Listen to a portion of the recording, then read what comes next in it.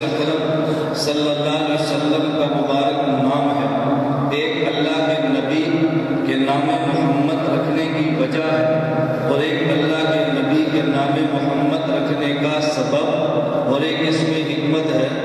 سبب اور چیز ہوتی ہے اور حکمت الگ چیز ہوتی ہے۔ سبب کہتے ہیں یہ کام کس لیے کیا ہے، اور حکمت کا معنی اس کام پہ فوائد کیا ہے۔ اللہ کے نبی کا نام محمد رکھنے کی وجہ کیا ہے، اور نام محمد رکھنے کی حکمت اور فوائد کیا ہے۔ نمبر 1، نام محمد رکھنے کی وجہ۔ اصحاب سیر نے لکھا ہے کہ حضرت رسول اللہ کے دادا عبد المطلب نے خواب دیکھا کہ ان کی کمر سے ایک زنجیر نکلی ہے۔ زنجیر کا ایک کونا آسمان پر ہے اور ایک کونا زمین پر ہے۔ اگر ایک مشرق میں ہے تو ایک مغرب میں ہے، اور زنجیر کی ہر کڑی ایک درخت لگا ہے۔ اس درخت کے ہر پتے کا نور وہ سورج سے 70 گنا زیادہ ہے۔ پھر دیکھا کہ بعض لوگ آگے بڑھے ہیں، وہ درخت کو کاٹنے لگے ہیں، اور بعض اور آگے بڑھے، ان نے درخت کو کٹنے سے بچا دیا۔ انہوں نے کہا میں نے خواب دیکھی، میں نے تعبیر اس کی یہ نکالی ہے کہ میری پشت میں ایسا بیٹا ایسی اولاد ہوگی جس کے ماننے والے آسمان پر بھی ہوں گے، جس کے ماننے والے زمین پر بھی ہوں گے، اس کے ماننے والے مشرق میں بھی ہوں گے، مغرب میں بھی ہوں گے، شمال میں بھی ہوں گے، جنوب میں بھی ہوں گے۔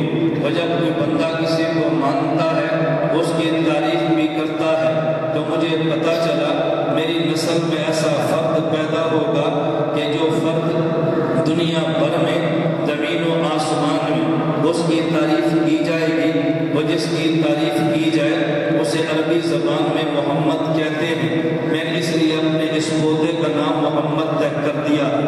تو رسول اللہ صلی اللہ علیہ وسلم واقعتاً آج دنیا میں اپنا بھی تعریف کرتا ہے اور غیر بھی تعریف کرتا ہے۔ یہ تو نام محمد رکھنے کی وجہ اور نام محمد رکھنے کا سبب ہے جو سیرت کی کتابوں میں درج ہے۔ اور نام محمد رکھنے کی حکمت کیا ہے؟ حضور اکرم صلی اللہ علیہ وسلم کی ذات کے بارے میں ہمارا نظریہ یہ ہے، خدا کی ذات کے بعد کائنات میں سب سے بڑا مقام حضرت محمد مصطفیٰ صلی اللہ علیہ وسلم کا ہے۔ دنیا میں جو جتنا بڑا ہوتا ہے، اگر اس کے ماننے والے کم نہ ہوں، اس کے مخالفین بھی کم نہیں ہوتے۔ اس کی مخالفت کرنے والے بہت ہوتے ہیں، اور جب کوئی کسی کی مخالفت کرتا ہے تو دو کام ضرور کرتا ہے، اس کے خلاف زبان کا بھی استعمال کرتا ہے، اس کے خلاف قلم کا بھی استعمال کرتا ہے۔ میرے اللہ کے علم میں تھا میرے اس محمد کے خلاف قلم بھی چلے گا، میرے محمد کے خلاف زبان بھی چلے گی۔ یہ بات الگ ہے، میرے پیغمبر کا دفاع قلم بھی کرے گا، میرے پیغمبر کا دفاع زبان بھی کرے گی، لیکن ہو سکتا ہے دفاع کرنے والا حضور پہ احسان چڑھا دے۔ میں نے قلم چلا کے تعریف کی ہے، میں نے زبان سے نبی کا دفاع کیا ہے۔ اللہ نے اپنے نبی کا نام محمد کیوں رکھا ہے؟ تاکہ دفاع کرنے والا ایمان سمجھ کے دفاع کرے، لیکن نبی پہ احسان نہ چڑھائے۔ اس کا ذہن یہ بن جائے کہ میرا احسان یہ نہیں ہے، میں نے پیغمبر کا دفاع کیا ہے، ان کو تو میرے دفاع کی ضرورت ہی نہیں ہے، میں نے دفاع کیا کرنا ہے۔ وہ اس طرح کہ خدا نے نبی کا نام محمد رکھوا دیا۔ اب اگر کوئی انسان حضور کے خلاف اپنی زبان استعمال کرے تو پہلے محمد کہے گا، پھر ان کے خلاف بولے گا۔ اگر کوئی نبی پاک کے خلاف اپنا قلم استعمال کرے تو پہلے محمد لکھے گا، پھر ان کی مخالفت میں قلم چلائے گا۔ تو جب محمد کہہ کے ان کی خلاف شان میں جملہ کہے گا، زبان کہے گا، کچھ حیا کر لیتا، ابھی محمد کہا ہے، ابھی مخالفت میں بولتا بھی ہے۔ جب محمد لکھے گا پھر ان کے خلاف جملہ لکھے تو قلم کہے گا کچھ حیا کر لیتا، ابھی محمد بھی لکھا ہے، پھر مخالفت میں مجھے چلا رہا ہے۔ تو یوں سمجھے کہ جس نے حضور پاک کے خلاف بولنا ہے، پہلے محمد کہہ کے مدح کرنی ہے، پھر بعد میں خلاف بولنا ہے۔ اگر حضور کے خلاف لکھنا ہے تو پہلے محمد کہہ کے مدح کرنی ہے، پھر حضور کے خلاف لکھنا ہے۔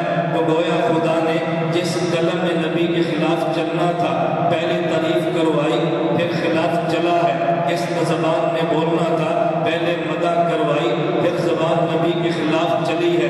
تو جس قلم نے مخالفت کرنی وہ مدح پہ مجبور ہے، جس زبان نے مخالفت کرنی وہ تعریف پہ مجبور ہے۔ تو خدا نے بتا دیا اگر میرے مصطفیٰ کا دفاع کرے تیری ضرورت نہیں ہے، جو زبان مخالفت کرتی ہے دفاع وہ خود کر رہی ہے، جو قلم میرے محمد کے خلاف چلا دفاع خود کر رہا ہے۔ خدا نے حضور کو محمد کا نام دے کے میری اور تیری مدح سے بے نیاز کر دیا ہے۔ پتہ یہ چلے کہ اگر مدح کرے یہ نبوت کا ہم پہ احسان ہے، یہ نبی پہ ہمارا کوئی احسان نہیں ہے۔ نام محمد رکھنے کی وجہ عبد المطلب کا خواب ہے، نام محمد رکھنے کی حکمت امت سے نبی کو خدا نے بے نیاز کر دیا ہے۔ وہ یہ کہنا دے احسان میرا ہے، وہ احسان تیرا نہیں ہے، احسان ان کا تھا جنہوں نے اپنی مدح کے لیے تیرا انتخاب کر لیا ہے، وگرنہ ان